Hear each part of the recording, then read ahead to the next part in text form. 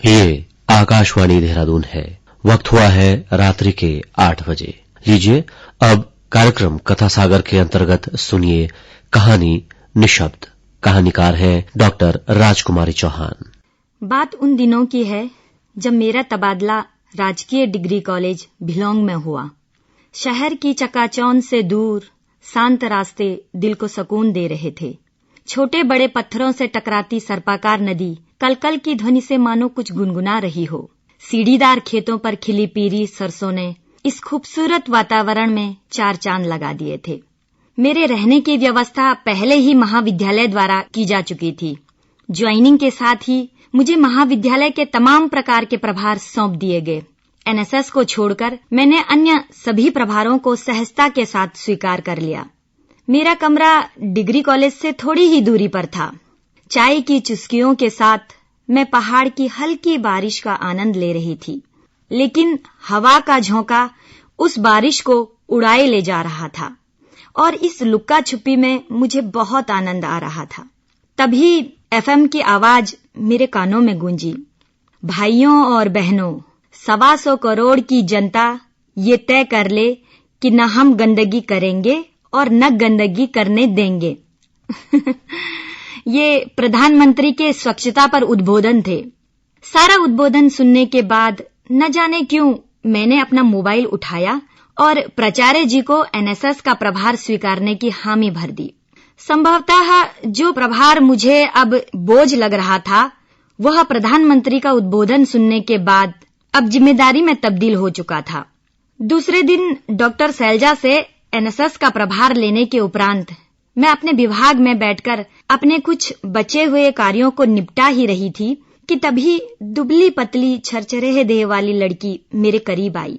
मैंने उसकी ओर देखते हुए कहा, कहो क्या काम है? उसने धीरे स्वर में कहा, मेरा नाम पूजा है, और खिड़की की ओर इशारा करते हुए कहा कि वो जो पहाड़ी पर गांव दिखाई दे रहा है ना, वह मेरा गांव है, सिरोल गांव। मैंने पीछे मुड़कर खिड़की से झांक कर देखते हुए कहा, बहुत सुंदर गांव है। तभी पूजा बिना समय गवाए ही तपाक से बोल पड़ी, क्या आप इस वर्ष एनएसएस का 7 दिवसीय कैंप मेरे गांव में लगाएंगी? मैंने उसे टालने के लिए देखते हैं कहकर जाने को कह दिया। तभी डॉक्टर विनय 7 दिवसीय कैंप की चर्चा वार्ता के लिए मेरे विभाग में आए। बहुत विचार विमर्श के बाद सिरोल गांव का ही चयन हुआ। संभवतः यह पूजा के आमंत्रण का असर था। लगभग 1 सप्ताह बीतने के बाद 50 छात्र छात्राओं के साथ मैं सिरोल गांव पहुंची। गांव के मुख्य रास्ते में लंबी लंबी झाड़ियां जो मेरे कद से कई ऊंची थी। रास्ते में हर तरफ बिखरी गंदगी। कुछ समझने का प्रयास कर ही रही थी कि सामने मोड़ पर मिट्टी का ढेर देखकर मुझे अपने चुनाव पर पछतावा होने लगा। खैर, जब ओखली में सर डाल ही दिया तो मूसल से क्या डरना, ये सोचकर आगे बढ़ गई। शिविर का पहला दिन गांव के रास्ते की झाड़ियां काटने में ही बीत गया। सभी स्वयंसेवी जहां शिविर लगा था वापस आ गए। तभी मेरी नजर मोड़ पर गई जहां पूजा पहाड़ खोद रही थी। मैंने उसे बहुत डांटते हुए दंड स्वरूप रात्रि के भोजन की संपूर्ण जिम्मेदारी सौंप दी। दिन भर की थकान के बाद रात कब गुजरी पता ही नहीं चला। दूसरे दिन प्रार्थना और योगासन के साथ कैंप का आरंभ हुआ। नाश्ते के बाद प्रातः 8 बजे से दोपहर 12 बजे तक गांव में श्रमदान करना था। तभी गांव की कुछ औरतें सामने खड़ी दिखी। उनके मुरझाए और सुस्त चेहरे मानो उनके आलसीपन को दर्शा रहे हों। न जाने क्यों मुझे अपने चुनाव के साथ ही साथ पूजा पर भी गुस्सा आ रहा था। वो शायद इसलिए कि मेरी आज्ञा के बिना पूजा का बार बार उस मोड़ पर जाकर मिट्टी खोदना मुझे स्वीकार न था। पूजा का बार बार उस मोड़ पर जाकर मिट्टी खोदना मेरे क्रोध को और अधिक बढ़ाने लगा। दिन भर की थकान पूजा पर उतारकर शांत होती। मैं रात्रि भोजन के उपरांत अगले दिन की दिनचर्या की तैयारी कर ही रही थी कि तभी पूजा मेरे करीब आई और अपने स्वभावानुसार धीरे स्वर में बोली, मैम, आपको मेरा गांव कैसा लगा? मैंने चिड़चिड़े अंदाज में कहा, बहुत गंदा। पूजा चुपचाप चल दी। अगले दिन सभी गांव की औरतें फावड़ा और दराती लिए एनएसएस शिविर में पहुंच गई।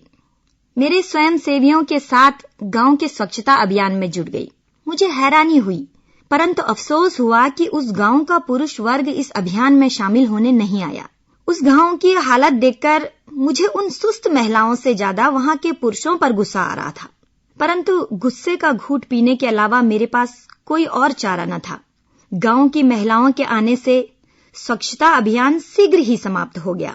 मैंने सभी स्वयंसेवियों को थोड़ा आराम करने के लिए कह दिया। मैं रसोई घर में दोपहर के खाने की तैयारी देख ही रही थी कि अचानक मैंने देखा सभी स्वयंसेवी छात्र छात्राएं, गांव की सभी महिलाएं एवं पूजा मोड़ पर पहाड़ की मिट्टी खोद रही हैं। न जाने क्यों पूजा के प्रति मेरी नफरत बढ़ती ही जा रही थी। मैं नहीं जानती थी कि मैं ऐसा व्यवहार क्यों कर रही हूं। मेरा ऐसा व्यवहार अनचाहे काम को हाथ में लेने के कारण था, या उस गांव में फैली अजीब सी उदासी के कारण, या पूजा को अपने आसपास देखकर, जिसके कारण मुझे उस गांव में आना पड़ा। तत्कालीन परिस्थितियां मुझे इस बात का जवाब न दे सकी। 6वें दिन की सायं चर्चा वार्ता में मैंने सिरोल गांव पर अपने विचार विषय पर सामान्य चर्चा रखी। सभी ने अपने विचार उस गांव के प्रति सकारात्मक दिए।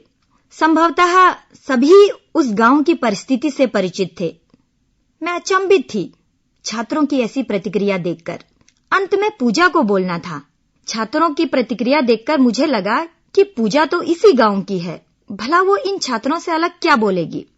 मैंने उसे बैठने का इशारा किया और झल्लाते हुए कहा, मैंने अपनी जिंदगी में इतना गंदा गांव कभी नहीं देखा, और ना ही ऐसे लोग जो मुर्दों से बदतर हैं। तभी पूजा अचानक खड़ी हुई और मेरे करीब आकर जैसे ही उसने मेरे हाथों को छुआ, मैं भीतर तक कांप उठी। उसके हाथ पत्थर से भी सख्त थे। जगह जगह हथेली पर पड़ी खून से भरी दरारें किसी को भी निशब्द बना दे। मैं कुछ बोल ही पाती कि पूजा बीच में ही बोल पड़ी, मेरा गांव बहुत सुंदर था मैम, और यहाँ रहने वाले लोग बहुत सभ्य। आज का ही तो वो मनहूस दिन था जब इस गांव से सारी खुशियां चली गई।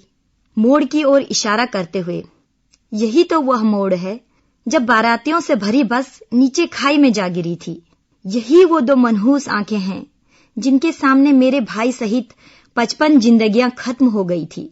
यही वे 2 हाथ हैं जो मुर्दा जिस्म को जीवन की आस में टटोल रहे थे।